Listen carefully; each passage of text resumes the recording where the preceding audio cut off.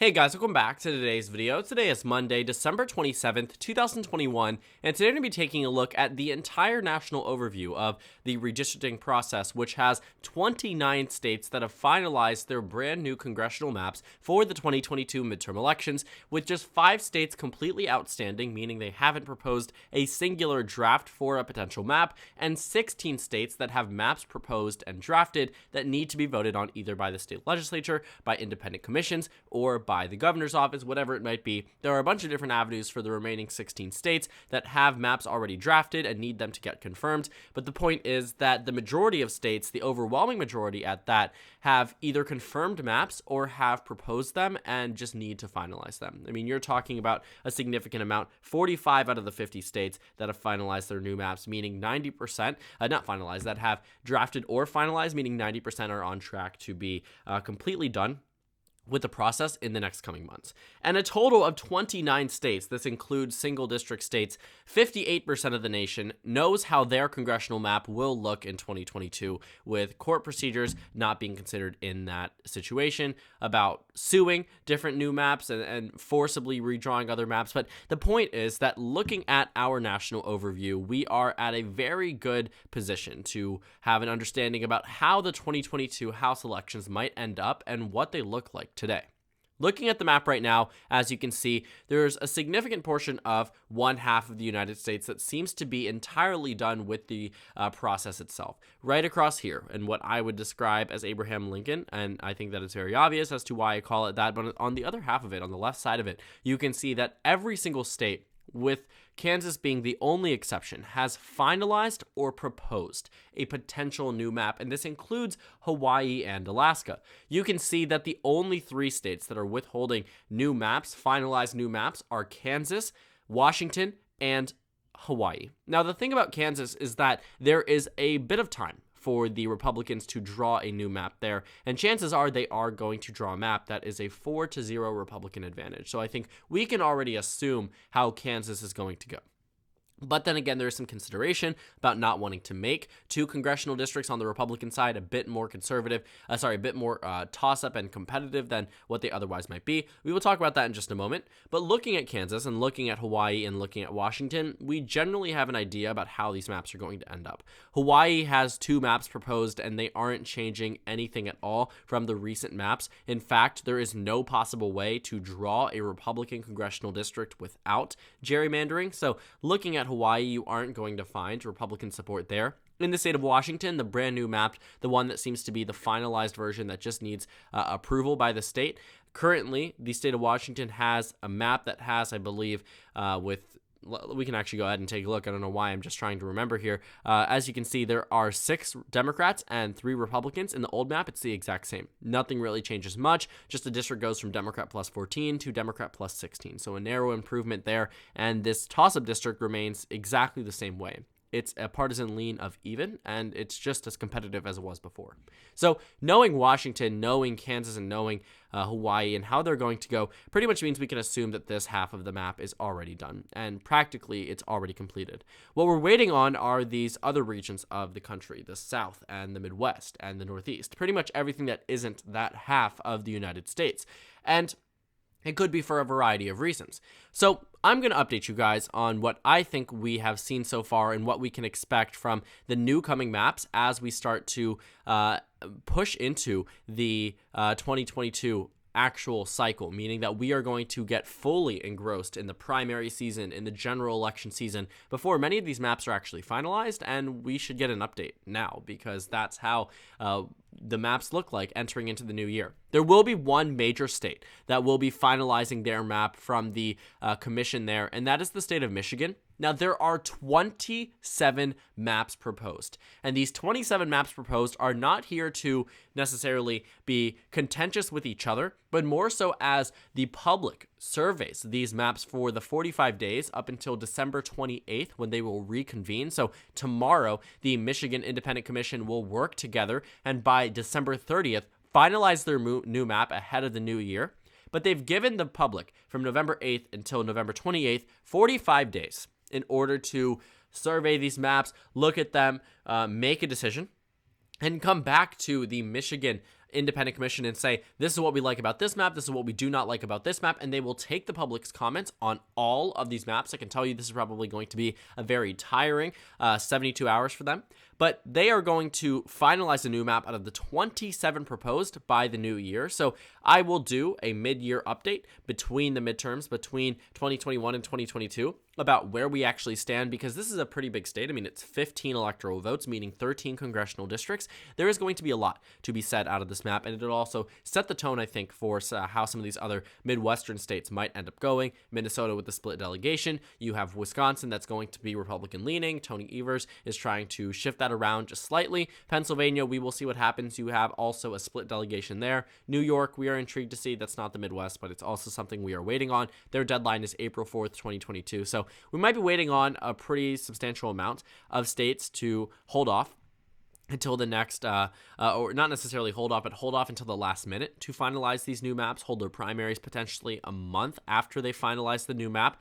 So it's a waiting game, I think, for many of these states, but Michigan is definitely a big one. But for what we know so far, you can see the comparison to the old maps. And on the old map, and 538 will show you in just a moment, there are 148 solid Democratic districts, 33 competitive Democratic districts. So together, that's actually a pretty good amount considering Democrats had a pretty hands-off process during the last redistricting process. That together is 181 districts. Now, 181 is the amount that Democrats have a baseline in. So they have been able to win a bunch of competitive districts, even in years that aren't in their favor. You know, talking about years like 2014 or even 2010. Now, 2010 was a bit of a different year, primarily because the Democratic Party was working under the older congressional map. They had more electoral votes in states such as Pennsylvania and states such as, or less electoral votes in states such as Florida and Texas, so less districts to contest.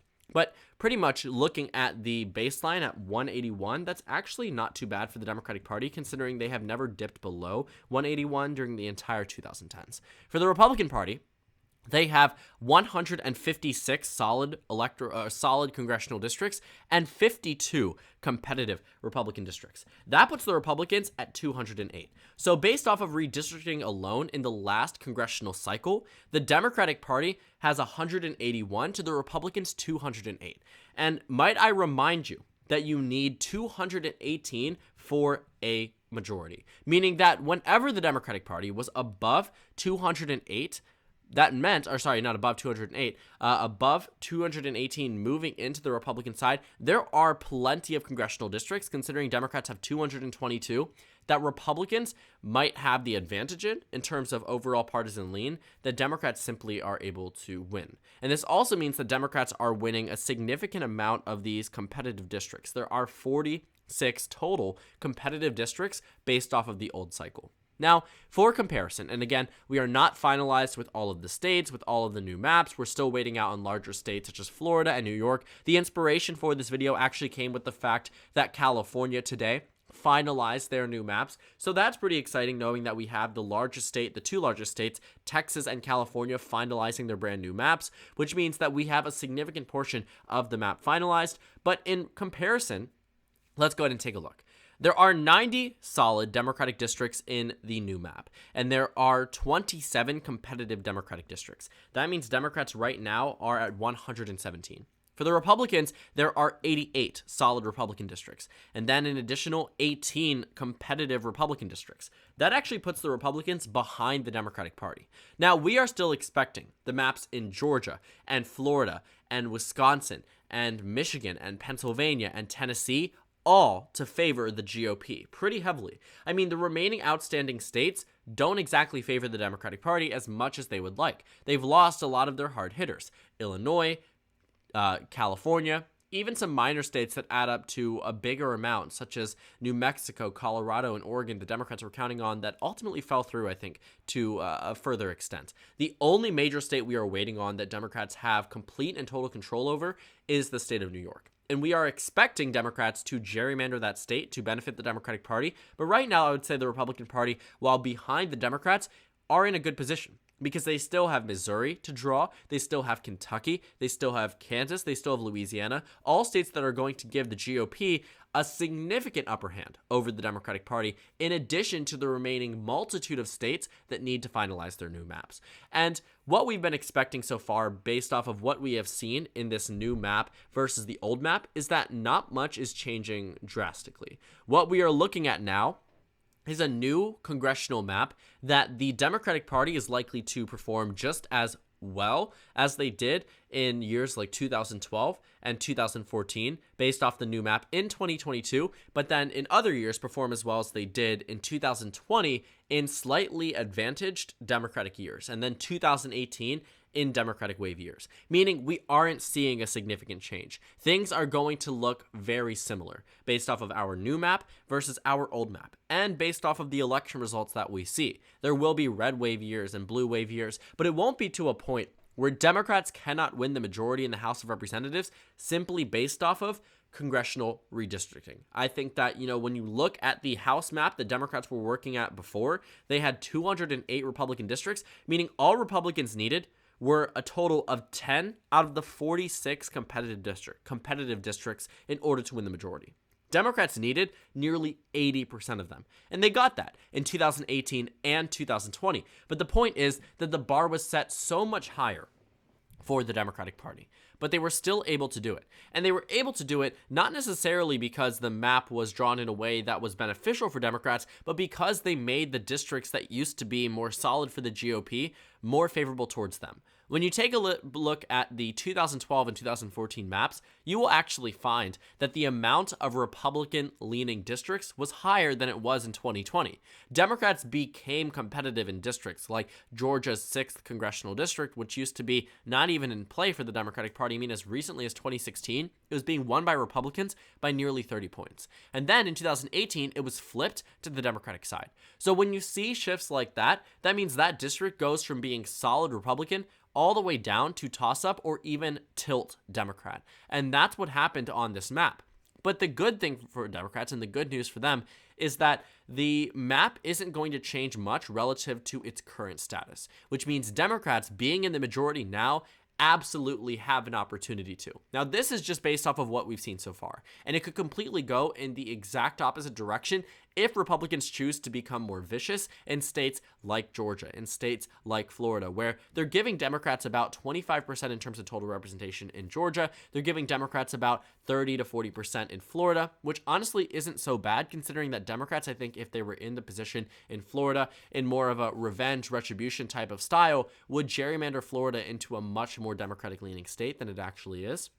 And to be fair, Republicans have gerrymandered a number of states we've seen so far. Ohio, North Carolina, Indiana, Texas, all of these states all have a Republican gerrymander. Even Utah, a state that while may be very solidly Republican, first of all, only voted for Donald Trump by 20 points. So to have an entire Republican delegation doesn't really make much sense, especially when the Independent Commission shows a Democratic district nearly every time they draw a new map, but a solid Democratic district at that. But to find a way to make it all Republican, all solid Republican, I think is an intentional gerrymander. But again, both political parties do it. I think my home state of Maryland is a perfect example about how Democrats can draw certain maps in favor of themselves, solely in favor of themselves, for their own electoral benefit. So looking at the map and looking at where we stand today, I think Democrats pose a much bigger threat to the GOP's potential majority in the future than they would had this been the 2010 map, because the map that was drawn previously made it nearly impossible for them, even in years where they were winning the popular vote in the House of Representatives like 2012, where they still couldn't even crack a majority, right? The Republicans still had 230 plus seats after the 2012 election, and Democrats won the popular vote. Now, when Democrats win the popular vote, I think it's much more likely that they win control of the House of Representatives, and that's basically because of the fact that Democrats have begun fighting fire with fire. I think that this isn't something to say that the Republican Party is the only party that gerrymanders. It's just there has been a disproportionate amount of power in both 2010 and 2020 following that election cycle in terms of how maps are drawn. I mean, the Republican Party, keep in mind, had a 100-seat advantage over the Democratic Party in terms of this redistricting process. Democrats had control over just 89 congressional districts in terms of how they were drawn. 89, whereas Republicans had 181. So knowing this, the Republican Party had a significant advantage over the Democratic Party when it came down to this process itself, and for Democrats to be holding out strong, and again, mainly because of gerrymandering and drawing maps in favor of their own political party, as both parties do, they have kept themselves in the running for the majority for the next 10 years. And if this trend continues, which I have no doubt in my mind it will, Republicans will have the upper hand by the end of the process because, again, they won more state legislatures following 2020. They had more governorships. They just had more control. And Democrats gave up a lot of the process to independent commissions throughout the past 10 years. So all of that combined, Democrats should be at a much worse position than they are today. And I think by the time we see the finalized maps, Democrats will be at an equal position, I think, to where they stand currently. And that will be something that will benefit them over the next 10 years because the map doesn't get drawn in such a way that makes it impossible for them to win as it was back in 2010.